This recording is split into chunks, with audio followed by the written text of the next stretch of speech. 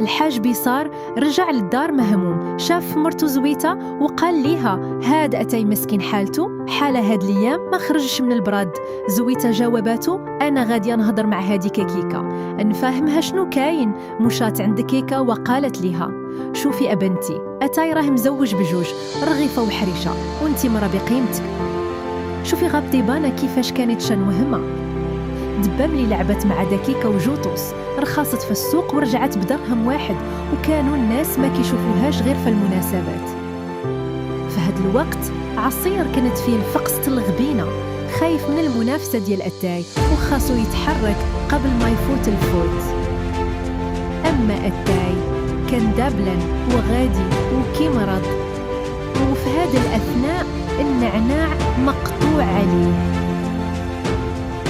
يتبع في الجزء الثالث.